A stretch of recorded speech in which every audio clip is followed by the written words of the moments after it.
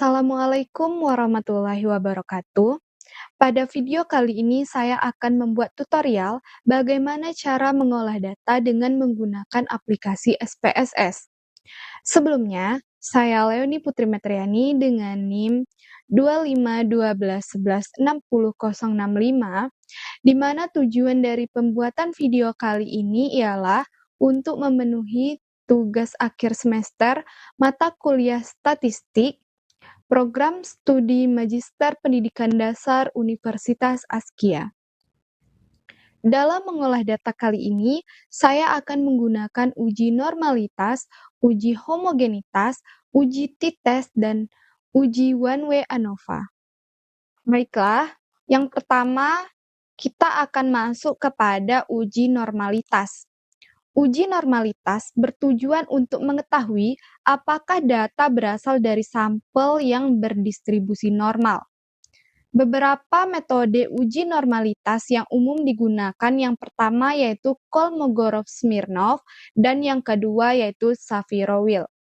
Untuk Kolmogorov-Smirnov itu digunakan jika jumlah sampel sedikit atau kecil dari 50, sedangkan untuk Shapiro-Wilk itu digunakan jika jumlah sampel besar dari 50. Adapun syarat pengambilan keputusan uji normalitas, yang pertama, nilai signifikan atau p-value kecil dari 0,05, maka data tidak berdistribusi normal. Sedangkan yang kedua, nilai signifikan atau p-value besar dari 0,05, maka data berdistribusi normal. Baiklah, di sini untuk melakukan uji normalitas, saya telah menyediakan data di mana data ini saya miliki dari hasil penelitian pengaruh pendekatan Realistic Mathematics Education atau RME terhadap hasil belajar matematika peserta didik di kelas 4 SD Negeri 42/3 Sungai Lebuh.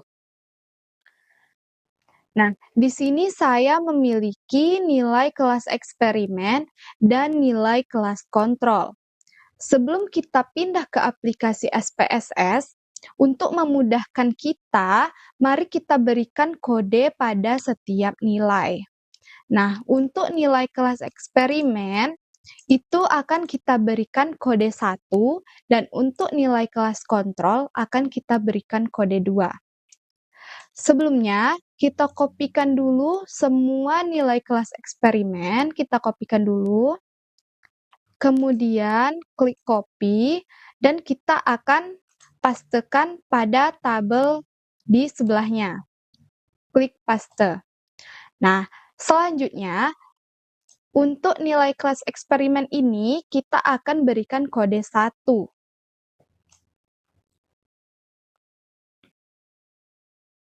Nah, setelah kita berikan semua nilai dari kelas eksperimen ini dengan menggunakan kode 1, kemudian kita kopikan lagi nilai kelas kontrol. Kita copy nilai kelas kontrolnya, kemudian kita pastekan di bawah nilai kelas eksperimen. Nah, kita pastekan. Kemudian untuk nilai kelas kontrol ini kita beri kode 2. Nah, kemudian kita tarik. Nah, jadi akan mendapatkan kode 2. Nah, jika sudah semua kita berikan kode, maka langkah selanjutnya kita copy nilai kelas eksperimen dan juga nilai kelas kontrol ini. Kita kopikan semuanya. Kita klik copy. Nah, setelah kita klik copy, kita akan berpindah kepada aplikasi SPSS. Di sini saya menggunakan aplikasi SPSS Statistik versi yang 25.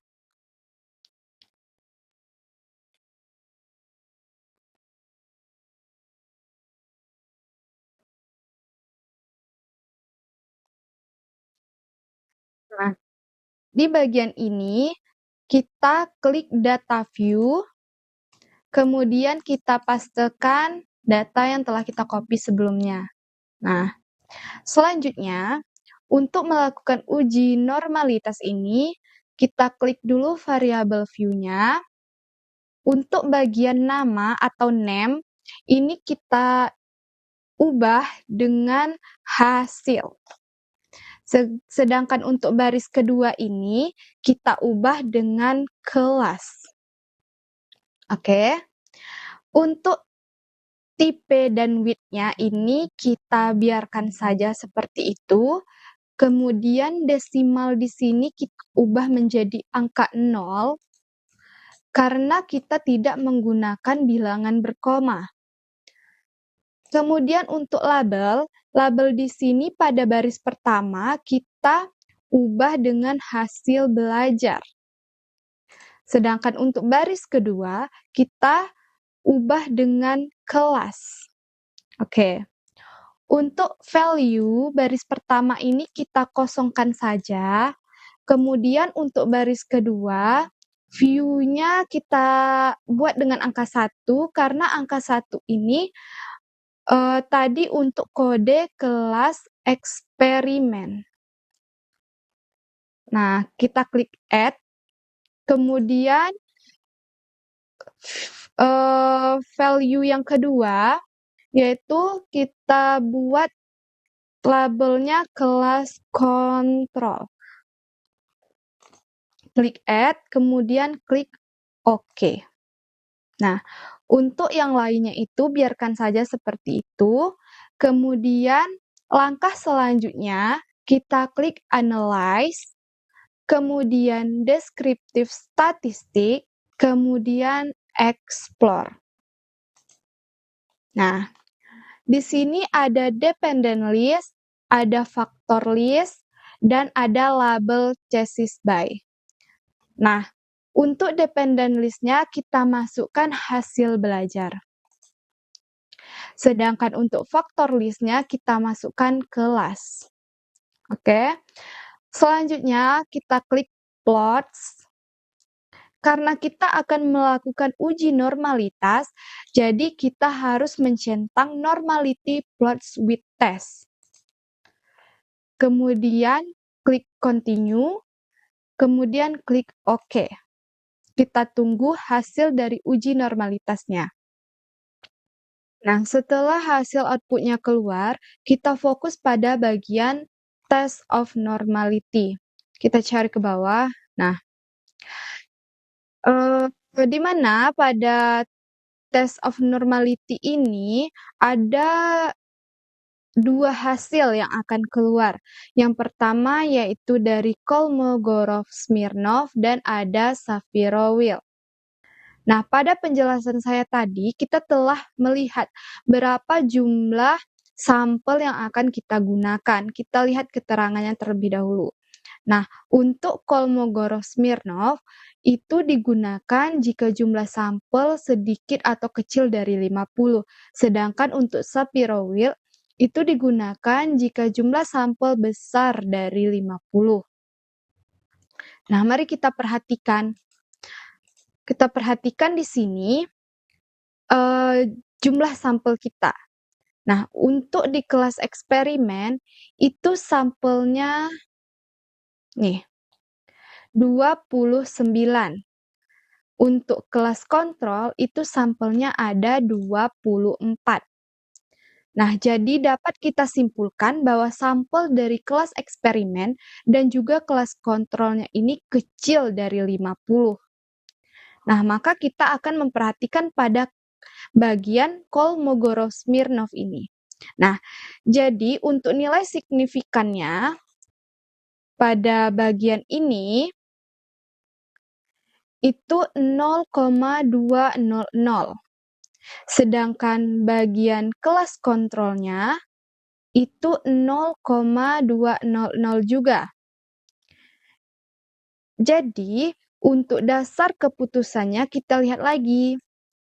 Nah, syarat pengambilan keputusan uji normalitasnya yang pertama, nilai signifikan atau p-value kecil dari 0,05, maka data tidak berdistribusi normal. Yang kedua, nilai signifikan atau p-value besar dari 0,05, maka data berdistribusi normal. Nah, jadi untuk hasilnya tadi kita masuk pada poin yang kedua.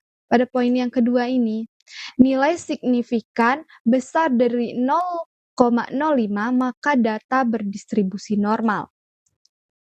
Karena nilai kedua dari signifikan ini memang besar dari 0,05. Jadi kita dapat simpulkan bahwa dari kelas eksperimen dan kelas kontrol ini itu nilai signifikannya itu besar dari 0,05. Jadi kita simpulkan bahwa kedua kelas eksperimen itu memiliki data yang berdistribusi normal. Selanjutnya kita masuk kepada uji homogenitas. Uji homogenitas bertujuan untuk mengetahui apakah varians atau keragaman dari dua atau lebih kelompok data yang dibandingkan adalah sama atau homogen. Uji yang umum digunakan yaitu Leuven test dan Bartlett test. Adapun syarat pengambilan keputusan uji homogenitas yang pertama, nilai signifikan atau p-value kecil dari 0,05 berkesimpulan varian data tidak homogen atau uji homogenitas tidak terpenuhi. Yang kedua, nilai signifikan atau p-value besar dari 0,05 berkesimpulan varian data homogen atau uji homogenitas terpenuhi. Untuk melakukan uji homogenitas, kita masih menggunakan data yang sama dengan data uji normalitas. Kemudian kita klik bagian Analyze, kemudian Compare Mean, kemudian bagian One Way ANOVA. Nah, di sini ada dependent list dan ada faktor. Untuk dependent list-nya kita isi dengan hasil belajar, dan untuk faktornya kita isi dengan kelas. Nah, selanjutnya kita klik Option. Nah, karena kita akan menguji homogenitas, jadi kita akan memilih atau menceklis bagian homogeneity of variant test. Nah, kemudian kita klik Continue dan klik OK. Nah, ini hasilnya telah keluar. Kita perhatikan pada bagian test of homogeneity of variances. Nah, kita perhatikan lagi pada bagian signifikan di basis of mean. Nah, ini signifikannya, yaitu di mana hasil dari signifikannya yaitu 0,485. Nah, kita lihat lagi pada dasar keputusannya, di mana yang pertama, nilai signifikan atau p-value kecil dari 0,05 berkesimpulan varian data tidak homogen atau uji homogenitas tidak terpenuhi. Sedangkan yang kedua, nilai signifikan atau p-value besar dari 0,05 berkesimpulan varian data homogen atau uji homogenitas terpenuhi. Nah, jadi kita lihat untuk nilai signifikannya yaitu 0,485. Jadi, bisa kita putuskan atau kita simpulkan bahwa data kita ini lebih besar dari 0,05. Sehingga, kita simpulkan data homogenitas kita itu bisa terpenuhi. Atau yang bagian 2 ini, uji homogenitas terpenuhi. Selanjutnya, kita masuk kepada yang ketiga, yaitu uji t-test. Uji t-test digunakan untuk mengetahui apakah terdapat perbedaan rata-rata dua sampel yang tidak berpasangan. Adapun syarat uji t-test, yang pertama yaitu normal dan homogen. Adapun syarat pengambilan keputusan uji TITES yang pertama, jika nilai signifikan two-tilet kecil dari 0,05, maka terdapat perbedaan yang signifikan antara hasil belajar pada kelas A dan kelas B. Namun, jika nilai signifikan two-tilet besar dari 0,05, maka tidak terdapat perbedaan yang signifikan antara hasil belajar kelas A dan kelas B. Selanjutnya, kita masuk kepada aplikasi SPSS-nya. Di sini saya masih menggunakan data saat melakukan uji normalitas dan uji homogenitas tadi. Karena data tersebut memang sudah normal dan juga sudah homogen. Jadi bisa kita gunakan untuk melakukan uji TITES ini. Adapun langkah yang bisa kita lakukan, yang pertama kita klik Analyze, kemudian Compare Mean, kemudian pilih Independent Sample T-Test. Nah, di sini ada dua. Yang pertama ada T-Test variabel dan ada grouping variabel. Nah, T-Test variabelnya ini kita isi dengan hasil belajar dan kelas kita masukkan kepada grouping variabel. Nah, di sini ada Define Group, kita klik.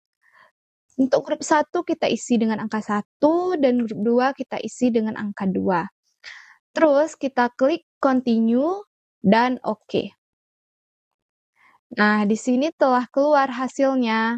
Hasil output dari aplikasi SPSS ini. Kita perhatikan pada bagian Independent Sample T-Test. Kita fokus pada nilai signifikan two-tiletnya. Nah, ini setelah kita lihat, nilai signifikan two-tiletnya yaitu 0,000. Nah, kita lihat lagi. Untuk dasar pengambilan keputusan uji TITES, yang pertama, jika nilai signifikan two-tilet kecil dari 0,05, maka terdapat perbedaan yang signifikan.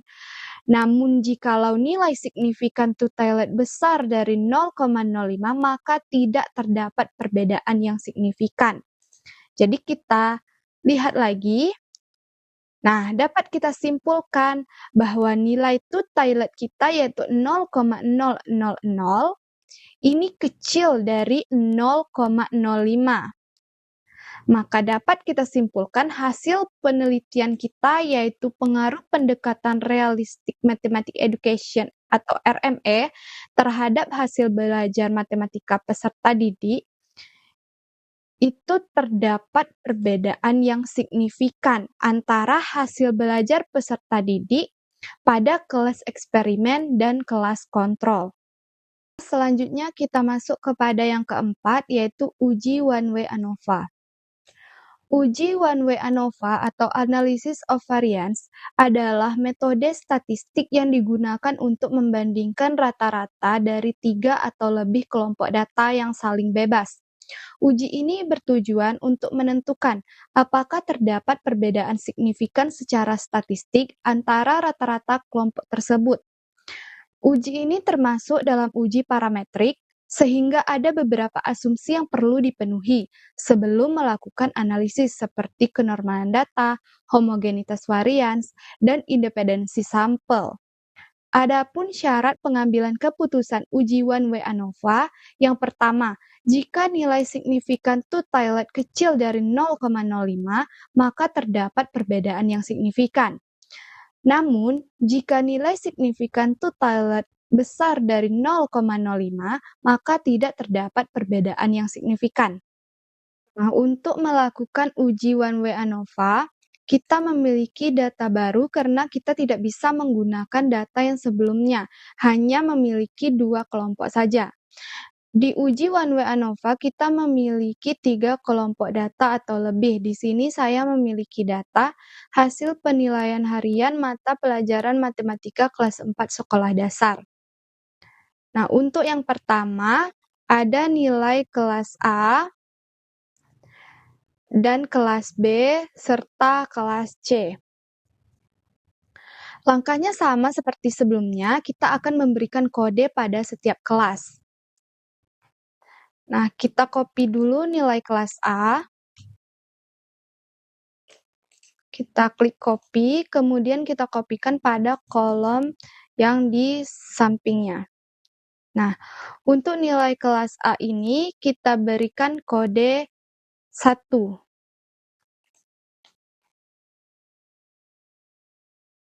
Nah, selanjutnya kita masuk kepada nilai kelas B. Kita copy semua nilai kelas B, klik copy, kemudian kita pastekan di bawah nilai kelas A.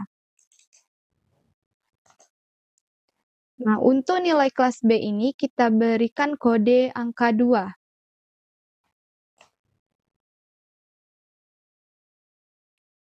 Nah, selanjutnya kita masuk kepada nilai kelas C. Kita copy, kemudian kita pastekan di bawah nilai kelas B. Kita klik paste, kemudian untuk kelas C ini kita berikan kode angka 3.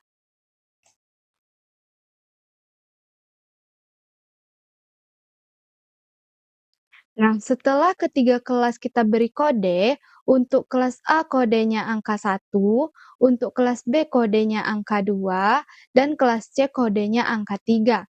Selanjutnya kita akan pindahkan ke aplikasi SPSS. Kita copy nilai A, B, dan C. Kita kopikan semuanya, klik copy.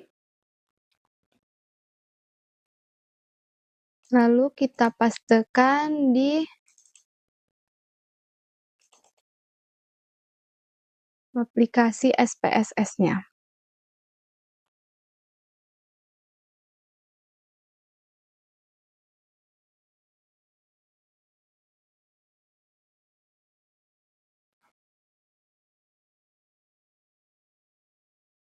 Nah, di sini ada data view, kita klik data view. Kemudian kita pastekan di data view ini. Nah, untuk melengkapi datanya, kita ambil di bagian variable view. Kemudian untuk namanya kita ubah dengan hasil. Kemudian untuk baris kedua pada name, kita ubah dengan kelas. Untuk tipe dan width-nya masih sama, tidak perlu dirubah. Kemudian untuk desimalnya ini kita ganti angka 0. Kemudian untuk labelnya, baris pertama kita ubah dengan hasil belajar. Sedangkan untuk baris kedua kita ubah dengan kelas. Untuk value-nya, pada baris pertama kita kosongkan saja. Kemudian untuk baris kedua, value 1 itu kita masukkan kelas 4A. Nah, seperti ini. Kemudian untuk value 2, labelnya itu kita masukkan kelas 4B. Kita klik add. Kemudian value 3, labelnya kita masukkan kelas 4C. Kita klik add. Nah, setelah ketiga kelas ini masuk, kemudian kita klik OK. Nah, untuk yang lainnya masih sama, tidak perlu kita rubah. Kemudian sebelum kita melakukan uji One Way ANOVA ini, kita perlu melakukan uji normalitas terlebih dahulu. Untuk uji normalitasnya sama seperti tadi langkahnya, kita klik Analyze, kemudian Descriptive Statistic, kemudian bagian Explore. Nah, untuk dependent list-nya masih sama, kita masukkan hasil belajar, dan untuk faktor list-nya kita masukkan kelas. Nah, kemudian kita klik Plots, kemudian klik Normality Plots with Test, kemudian Continue, dan klik OK. Kita tunggu hasilnya. Nah, di bagian Test of Normality. Nah, di sini jumlah sampel kita itu kurang dari 50, maka kita perhatikan bagian Kolmogorov-Smirnovnya. Nah, untuk nilai signifikannya yang di kelas A itu ada 0,200. Untuk di kelas B, signifikannya yaitu 0,200. Dan untuk di kelas C, yaitu sama dengan nilai signifikannya yaitu 0,200. Nah, jadi dapat kita simpulkan bahwa data kita ini lebih dari 0,05. Jadi, data kita itu berdistribusi normal. Selanjutnya kita akan cek untuk homogenitasnya. Langkahnya sama seperti tadi. Kita klik Analyze, kemudian Compare Mean, kemudian One Way ANOVA. Untuk dependent list-nya kita masukkan hasil belajar. Dan untuk kelas ini kita masukkan ke faktor. Klik Option, kemudian Homogeneity of Variance Test di checklist, kemudian Continue dan OK. Nah, di sini kita lihat hasil output-nya yang Test of Homogeneity of Variances. Nah, kita perhatikan yang bagian based on mean atau based on mean. Nah, untuk signifikannya yaitu 0,188. Nah, berdasarkan keputusan yang sebelumnya, jika nilainya lebih dari 0,05, maka data kita homogennya itu terpenuhi. Nah, jika data kita telah homogen dan juga normal, maka selanjutnya kita akan melakukan uji one way ANOVA dengan cara klik Analyze, kemudian Compare Mean, kemudian One Way ANOVA. Dependent list-nya hasil belajar, faktornya kelas masih sama. Kemudian klik Post Hoc. Kemudian di sini kita pilih Tukey dan Bonferroni. Kemudian kita klik Continue dan kita klik OK.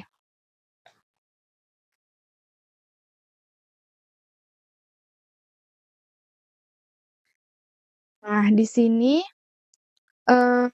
kita lihat pada kolom multiple comparison. Nah, di sini kita lihat pada bagian Tukey, pada tabel Tukey HSD. Nah, untuk kelas 4A itu signifikannya 0,000. Sedangkan untuk kelas B-nya yaitu 0,000 juga. Nah, berarti dapat disimpulkan bahwa berbeda signifikan. Kemudian untuk kelas A, signifikannya yang kedua yaitu 0,000. Dan untuk kelas C, kita lihat signifikannya bernilai 0,000. Jadi dapat disimpulkan bahwa nilainya berbeda signifikan. Kemudian untuk kelas 4B, yaitu di sini yang bagian 2-nya signifikannya bernilai 0,491. Sedangkan untuk kelas 4C, signifikan yang keduanya itu yaitu nilainya 0,491. Dapat disimpulkan tidak berbeda signifikan.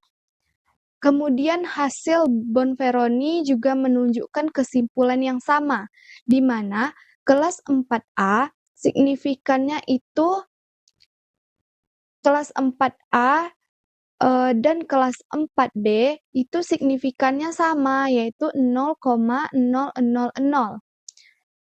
atau dapat disimpulkan signifikan. Kemudian kelas 4A dan kelas 4C itu juga signifikan. Kemudian kelas 4B yang bagian 2-nya itu ada 0,000 0,769. Sedangkan kelas 4C yang bagian 2-nya juga sama, yaitu 0,769. Tidak signifikan. Jadi dapat disimpulkan terdapat perbedaan rata-rata hasil belajar yang signifikan antar kelompok. Nah, di mana kelas A itu berbeda signifikan dengan kelas B dan kelas C. Sedangkan kelas B dan kelas C itu tidak berbeda signifikan. Mungkin itu saja yang bisa saya sampaikan dalam video tutorial pada hari ini. Mohon maaf jikalau terdapat kesalahan dan kekhilafan. Terima kasih. Wassalamualaikum warahmatullahi wabarakatuh.